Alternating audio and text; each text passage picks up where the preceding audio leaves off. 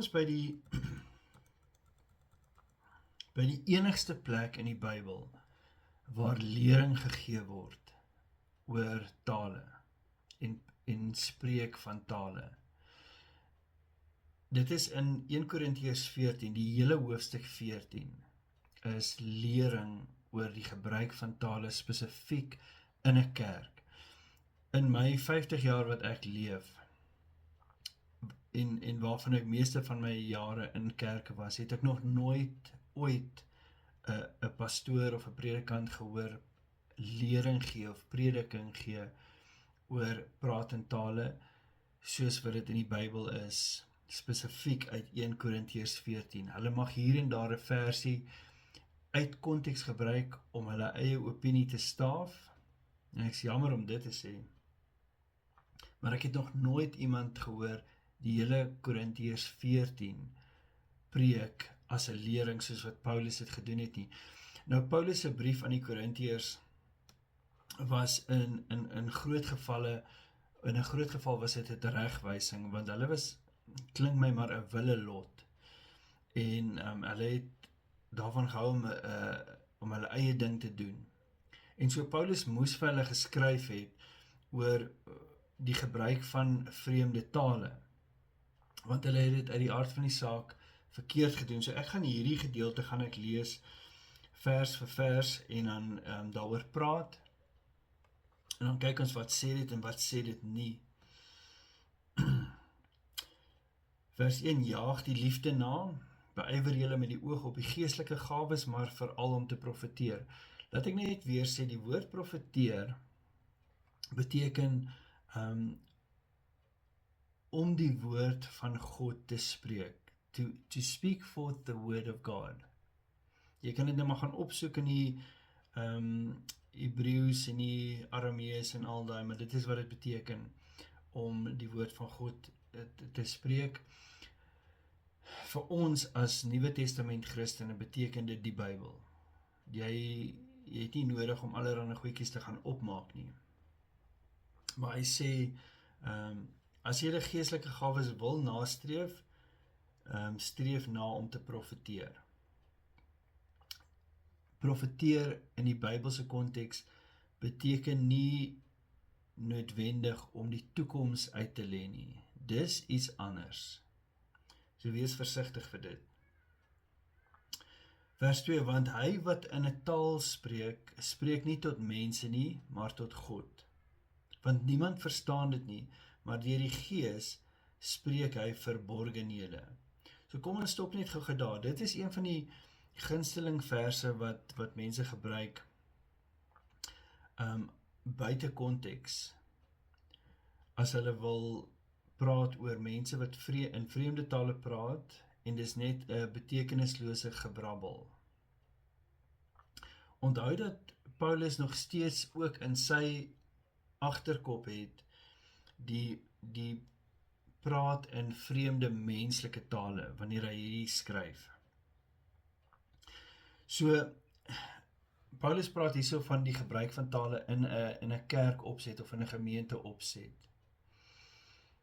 As jy dink aan jou eie lewe, as jy na 'n kerk toe gaan en almal is Afrikaans, en daar kom iemand in, en skielik praat hy in Chinees,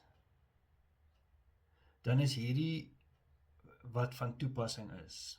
Dis 'n ander menslike taal, maar niemand daar verstaan dit nie. So sien dit in daai konteks. Hy wat in die taal spreek, spreek nie tot mense nie, maar tot God. Want niemand verstaan dit nie, maar deur die Gees spreek hy verborgenhede. As die Here iemand die gawe gee om in tale te praat, in 'n ander vreemde menslike taal te praat, en daar's niemand anders in die gemeente wat dit verstaan nie, dan praat daai mens tot God. En hy praat die verborgenhede wat God op sy hart gesit het. Vers 3, maar hy wat profeteer, spreek tot die mense woorde van stigting en troos en bemoediging. So, Paulus gee baie mooi uiteensetting van wat die woord profeteer beteken in konteks. Hy sê, hy wat profeteer, spreek tot mense woorde van stigting, troos en bemoediging. En vir my en jou as Nuwe Testament gelowiges, is die Bybel woorde van stigting en troos en bemoediging. Hy wat in 'n taal spreek, nou, as jy hierdie mooi gaan lees, dan praat Paulus die hele tyd van profesie teenoor praat in tale. Profesie beteken ons praat die woord van God, praat in tale is om te praat in 'n dialek of 'n taal wat nie verstaan word nie. In vers 4, hy wat in 'n taal spreek, stig homself, maar hy wat profeteer, stig die gemeente. En nou is dit ook duidelik as 'n ou gaan kyk na 1 Korintiërs 12, waar Paulus praat oor hoe gawes van die Gees in die algemeen gebruik moet word. In 1 Korintiërs 12 vers 7 sê hy, maar aan elkeen word die openbaring van die Gees gegee met die oog op wat nuttig is.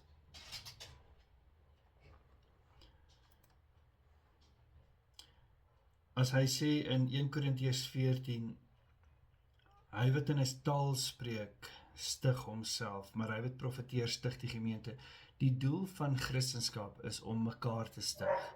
Die doel van Christendom is nie om jouself net op te tel nie. So dis half selfsugtig om in 'n gemeente opset of in 'n kerk opset daar te staan en in jou eie sogenaamde taal te praat en net jouself te stig, maar niemand anders nie. In vers 5 sê Paulus, ek wens dat julle almal in tale spreek, maar nog liewer dat julle profeteer.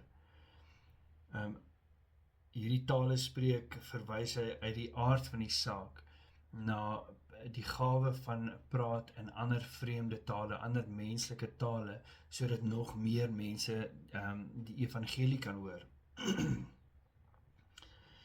Want hy wat profeteer is groter as hy wat in tale spreek. Die profeteer weer eens die woord van God. Of hy moet dit uitlê, sodat die gemeente stigting kan ontvang. Paulus sê, as jy dan nou in 'n ander taal praat, moet jy dit ook uitlê. Want daar's geen sin vir jou om in 'n ander vreemde taal te praat. Sê nou maar, ons is in 'n Afrikaanse kerkie, 'n ou wat nou skielik die gawe het om Chinees te praat. Daar's geen punt daaraan om Chinees te praat nie, so hy moet dit uitlê in Afrikaans ook. Vers 6, maar nou broeders, as ek na julle toe kom en in tale spreek, tot watter nut sal ek vir julle wees? As ek nie met julle spreek, of deur 'n openbaring, of deur kennis, of deur profesie, of deur lering nie. Paulus sê, as ek na julle toe sou kom, sê hy vir die Korintiërs, as ek dan na julle toe kom en ek begin net skielik in 'n ander taal praat, wat 'n nut is dit? As niemand dit kan verstaan nie, wat is die punt daarvan? Net soos met lewelose dinge wat 'n klank gee, 'n fluit of 'n siter, as hulle nie 'n onderskeid in toon laat hoor nie, hoe sal 'n mens weet wat op die fluit of op die siter gespeel word? Hy vergelyk dit nou maar net die gebruik van tale vir die mensdom met musiekinstrumente. So ons het almal al sekerlik iemand gehoor wat nie 'n musiekinstrument kan speel nie, en dis baie erg as iemand 'n instrument sleg bespeel of hulle kan dit nie bespeel nie, teenoor iemand wat 'n instrument goed kan bespeel en 'n dinkie of harmonie voortbring uit dit uit. Want as die basyn ook 'n onduidelike klank gee, wie sal dan kan klaarmaak vir die oorlog? In daai tye het hulle uit die aard van die saak trompette gebruik en 'n basyn wat gegee spesifiek om soos 'n oorlog waarskuwing te gee. Maar hy sê as dit sommer nou net 'n geblaas was wat niks beteken nie, hoe sal die mense weet om reg te maak vir oorlog? Net so met die woorde wat jy praat. As jy praat in 'n taal wat niemand verstaan nie, wat is die punt daarvan? Hoe kan mense dan weet om hulle self reg te maak?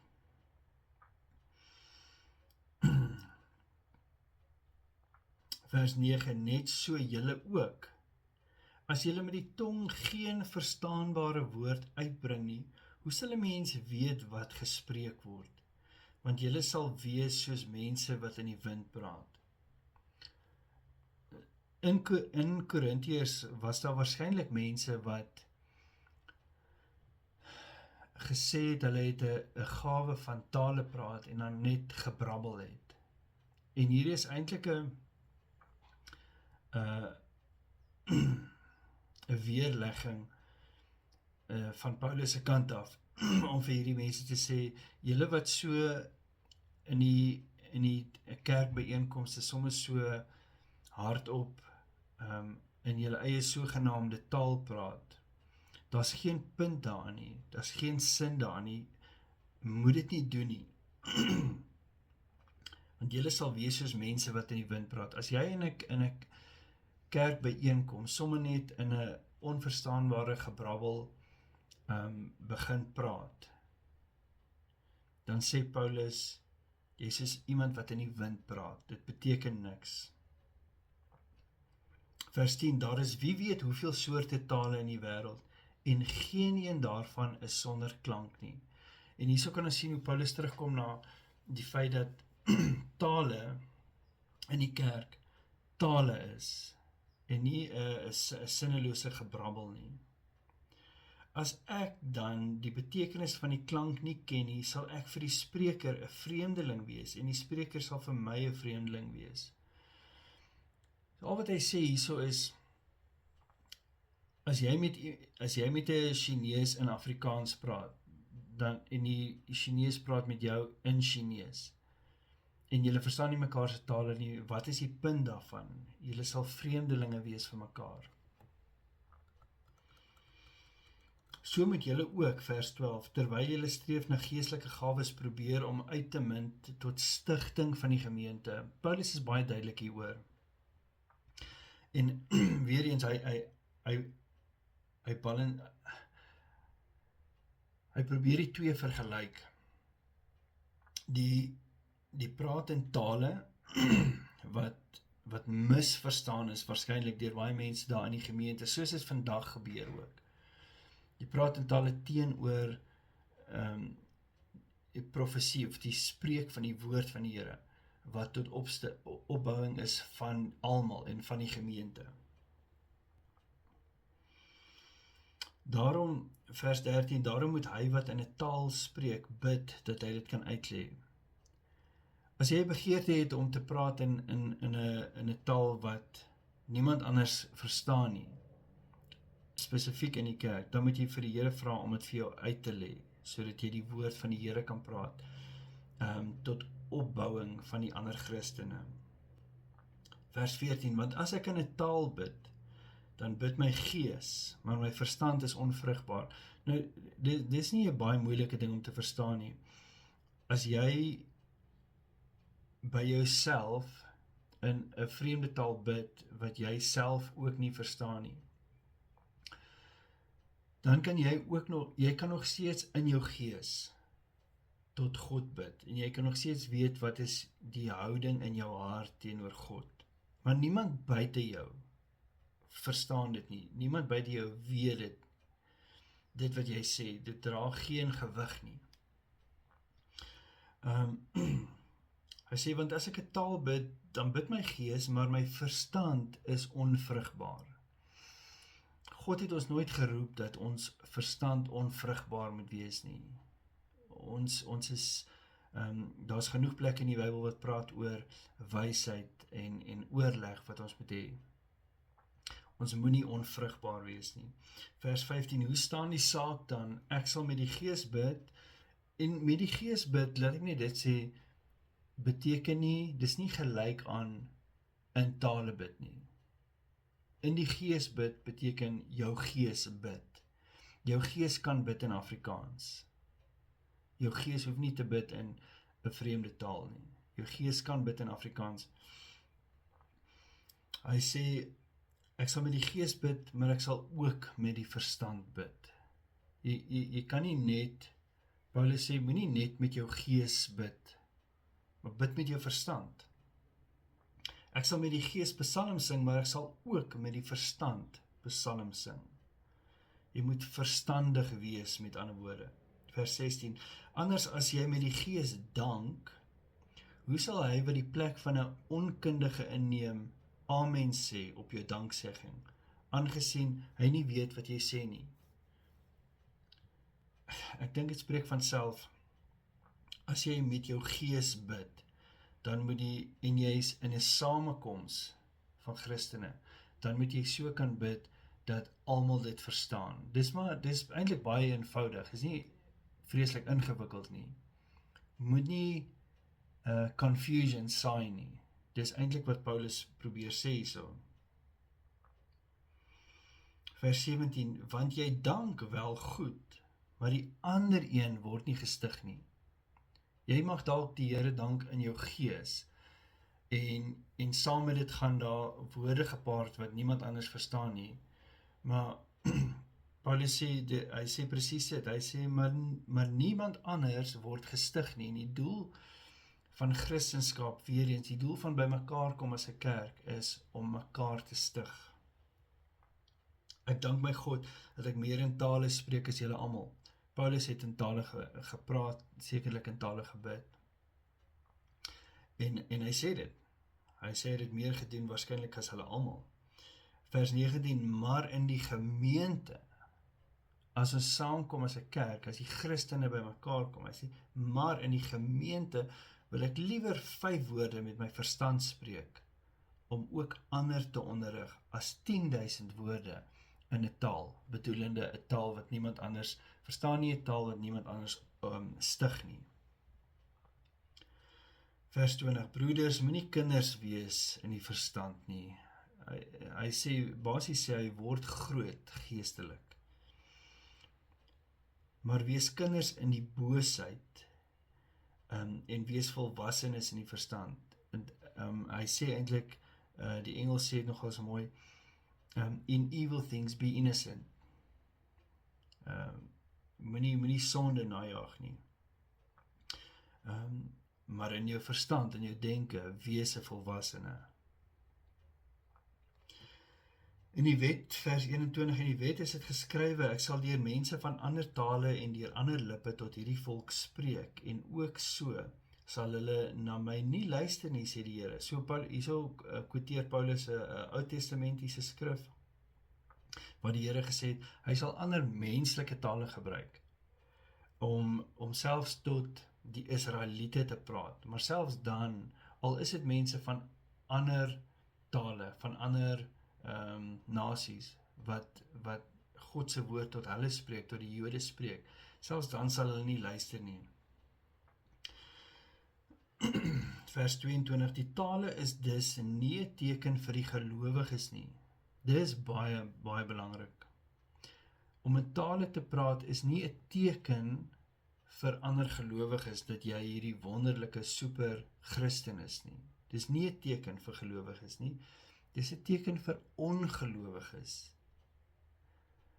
En ek het baie jare nie dit verstaan nie, behalwe as jy teruggaan na Handelinge 2 toe. Dat in Handelinge 2, toe die Gees uitgestort is, en die Christene het in ander menslike tale gepraat, toe was dit 'n teken vir die ongelowiges wat ander tale gepraat het, dat hulle die evangelie in hulle taal ontvang het, toe is dit 'n teken vir hulle om gered te word. Dit is nie 'n teken vir gelowiges nie. Die profesie egter is nie vir die ongelowiges nie, maar vir die gelowiges. En weer eens hierso, profesie bedoelende die woord van God. Profesie, die woord van God word gebruik om gelowiges op te bou. Jy sou dit al ervaar het, as jy soms met 'n ongeredde persoon praat oor die woord van God, oor die dinge wat die Here vir jou gedoen het, en hulle rol net hulle oë. En die ongelowiges gesê, ag ja, die simpel Christene nou alweer, jy weet, dit beteken vir hulle niks nie, maar as jy getuig teenoor 'n ander gelowige oor wat die Here gedoen het, of deel die woord van God met 'n ander gelowige, dis 'n teken vir hulle, dit beteken vir 'n ander gelowige baie.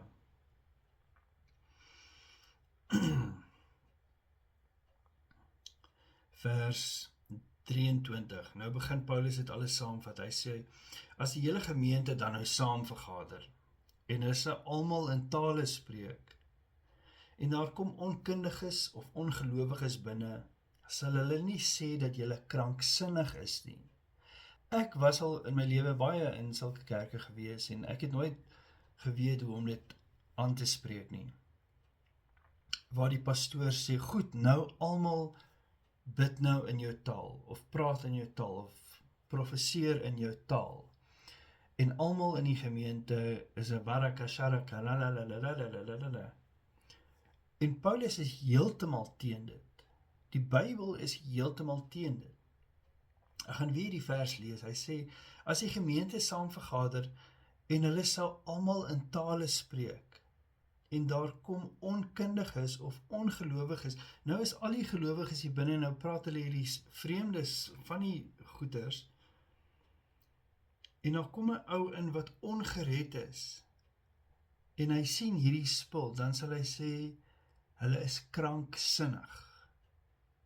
Dis soos met die uitstorting van die Heilige Gees by die by Pinkster, wat die ongelowiges, of van die ongelowiges gesê, die lot is dronk. Jy trek nie die Here na mense toe deur voor te kom asof jy dronk is nie. Dan vers 24 sê Paulus, maar as almal profeteer, dit beteken nou nie almal praat op dieselfde tyd nie. Profeteer weer eens om die woord van God te spreek. As almal profeteer en 'n gelowige of 'n onkundige kom binne, dan word hy deur almal oortuig, deur almal beoordeel. Nie veroordeel nie, beoordeel. Dit beteken nou, as daar geprofeteer word, as die woord van God in 'n diens gepraat word, en dan kom 'n ongelowige in, en hy sit, en hy luister na die woord van God, dan word hy beoordeel. Hy word deur God se gees dan nou beoordeel. Of oortuig is die ander woord. Hy word oortuig van sy sonde. En dit, miskien het jy as Christen dit ervaar, waar die woord van God jou oortuig het van jou sonde, of jou beoordeel het. Daar is 'n verskil tussen beoordeel en veroordeel. Veroordeel het te doen met die dood. God veroordeel nie sy kinders nie. Ongelowiges gaan wel veroordeel word. Vers 25. En so kom die geheime van sy hart aan die lig. En so sal hy op sy aangesig val, God aanbid en verkondig dat God werklik onder julle is. Wanneer gebeur dit? As die woord van God gepreek word. As die woord van God geopenbaar word tydens 'n diens. Nie wanneer almal snaakse en vreemde geluide maak nie. Vers 25 is so belangrik. Die noodsaaklikheid van orde in die dit is nou net 'n opskrif. Vers 26, hoe staan die saak dan, broers? Nou vat Paulus alles saam bietjie. As julle saamkom, soos by 'n kerkdiens, dan het elkeen van julle 'n psalm of 'n lering of 'n taal of 'n openbaring of 'n uitlegging. Laat alles tot stigting geskied. As jy by 'n diens bymekaar kom en as iemand met 'n lied wat die Here ophef en daar's 'n woord van die Here of daar's iets 'n woord van wysheid, 'n woord van kennis. Hy sê laat alles tot stigting geskied. Dit moenie de mekaar wees nie. Dit moenie onordelik wees nie. Dit moet stigtend wees. En as iemand 'n taal spreek, dan kom hy weer terug na die tale toe. En as iemand in 'n taal spreek, laat dit dan wees 2 of hoogstens 3. En by beurte, en laat een dit uitlê. As iemand die gawe het van tale en hulle voel regtig, hulle moet hierdie taal van hulle uiter, dan Paulus het 2 of hoogstens 3. Ek was in 'n kerk in my kinderlewe, waar mense tot vervelings toe in tale gepraat het. Ek weet nie eens of dit regtig die Here was nie. en vir 5 minute, 7 minute lank. En dan, daar was nie 'n uitlegging nie, dit was net 'n de mekaar gebrabbel. Partykeer het 'n klomp mense saam in tale gepraat. Dis nie Bybels nie. Dis teen wat Paulus preek in die Bybel. Dis teen wat in die Bybel staan. Dis nie Bybelse lering nie. Hy sê, laat dat 2 of hoogstens 3 is op sy beurt. Laat een dit uitlei. As iemand nou wel in 'n taal moet praat, dan moet daar iemand wees wat die gawe het van uitlegging, wat dit kan verduidelik. Hy sê, laat 2, vers 28, maar as daar geen uitleier is nie, laat hy in die gemeente swyg, en laat hy met homself en met God spreek. As daar nie 'n erkende mens is wat die erkende gawe het van uitlegging van tale nie, dan moet die een wat in tale wil praat, stil bly. Dis dood eenvoudig wat hy hier so sê. Vers 28, as daar geen uitleier is nie, laat hy in die gemeente swyg, laat hy met homself en met God praat. As jy in tale wil praat, maar as nie iemand wat die gawe het van uitleg van tale nie, of wat die taal wat jy praat ken nie, bly stil. Gaan praat met God by die huis. Vers 29, laat 2 of 3 profete spreek en die ander dit beoordeel. 2 of 3 profete. Ek sal 'n video doen oor profete eendag en profesie, want dit is ook belangrik. Kortom, as daar mense is wat die woord van God wil praat, moet daar 2 of 3 wees. Nie baie, nie veel meer nie, 2 of 3. En die ander moet dit beoordeel. Jy kan nie sê, die Here sê, en nou moet almal dit net aanvaar nie. Nee, die Bybel beveel ons om dit wat iemand gesê het te beoordeel. Om te beoordeel beteken jy sê, dis goed of dit was sleg, is reg of is verkeerd, dis waarheid of is vals. Maar dit moet beoordeel word, en ek het al soveel keer, dan sien ek Christene word so maklik offended, veral pastore, ek is jammer om dit te sê, pastore wat so vinnig offended raak, as jy vir hulle teregwys en sê, maar dit wat jy gepreek het, is nie die waarheid nie. Hulle word ongelukkig baie vinnig offended. Vers 30, maar as daar iets geopenbaar is aan 'n ander wat daar sit, laat die eerste swyg. Vers 31, want julle kan almal een vir een profeteer, sodat almal kan leer en almal bemoedig word. As iemand die woord van God wil praat, maak beurte, wees georden, sodat mense gestig kan word en sodat mense leer uit die woord van God. Vers 32, en die geeste van die profete is aan die profete onderworpe. Nou ja, dis 'n ding wat ek baie gesien het in my lewe, waar mense sogenaamd of profeteer of in tale praat en heeltemal buite hulle self raak. Dis nie van God af nie, want Paulus sê so die gees van die profeet is onderworpe aan die profeet. Jy het beheer oor jouself, met ander woorde.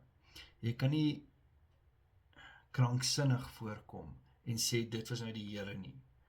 Werk nie so nie. Vers 33, want God is nie 'n God van wanorde nie, maar van vrede. So is dit in al die gemeentes, so is dit in al die gemeentes van die heiliges. Wanorde is nie van God af nie. Ek het al te veel in my lewe wanorde gesien by kerkbijeenkomste en dan sê mense, die Holy Spirit, dis 'n ander spirit. Jy kan nie wanorde aan God toeken nie, want die Bybel sê hy is nie 'n God van wanorde nie, God is 'n God van orde. Net om weer saam te vat, 1 Korintiërs 14 is die hoofstuk om te verstaan, te gaan lees, vir die Here te vra om dit vir jou uit te wys en te help verstaan, as dit kom by orde in gemeentes en die rol van die woord van God teenoor die rol van praat in tale, het sy menslike tale of die opvatting van, of die verkeerde verstaan van tale waar mense onsinnige gebrabbel gebruik as hulle verskoning vir praat en tale. Wat die lees van, of die studie van verse betref, of skrifte in die Nuwe Testament of in die Bybel, wil ek afsluit met hierdie ene. Dis 1 Korintiërs 12 vers 1. Jy kan weer eens die hele hoofstuk gaan lees. Ek gaan net hierso vers 10 en 11 lees. Ekskuus, kom ons vat 'n bietjie terug. Van vers 7 af. Aan elkeen word die openbaring van die Gees gegee met die oog op wat nuttig is. Jy moet jouself altyd vra, dit wat jy doen in terme van gawes van die Gees, is dit nuttig? Want aan die een word deur die Gees 'n woord van wysheid gegee, aan die ander 'n woord van kennis, vanweë dieselfde Gees, aan 'n ander geloof deur dieselfde Gees, aan 'n ander genadegawes van gesondmaking deur dieselfde Gees. Vers 10, aan 'n ander werkinge van kragte, aan 'n ander profesie, aan 'n ander onderskeiding van die geeste, aan 'n ander allerhande tale, aan 'n ander uitleg van tale. Maar al hierdie dinge werk een en dieselfde Gees wat aan elkeen afsonderlik uitdeel soos hy wil. Die Here gee gawes, die Here gee geestelike gawes, soos wat hy wil. En hy gee verskillende gawes.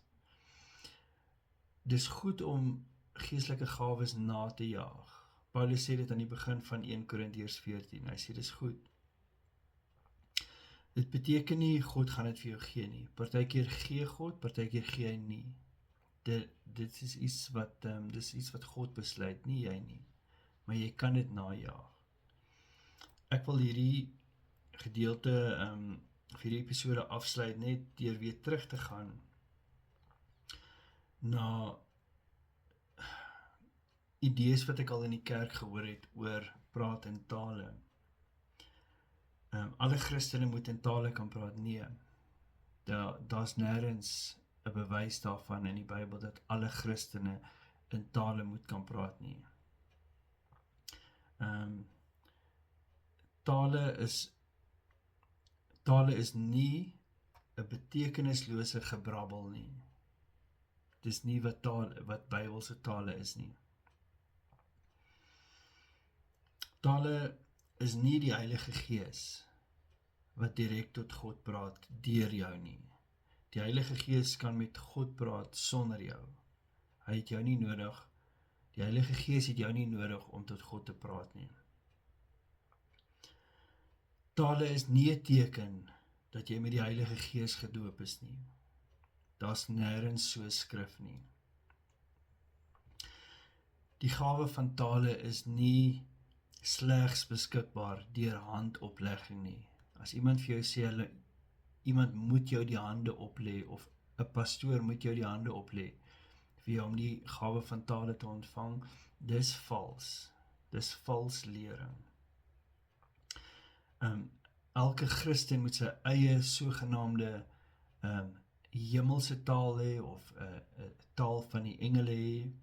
Dis vals. Daar bestaan nie so iets nie. Jy moet jou taal oefen. Dit bestaan nie. Daar is nie so iets in die Bybel dat jy jou taal moet ontwikkel of oefen nie.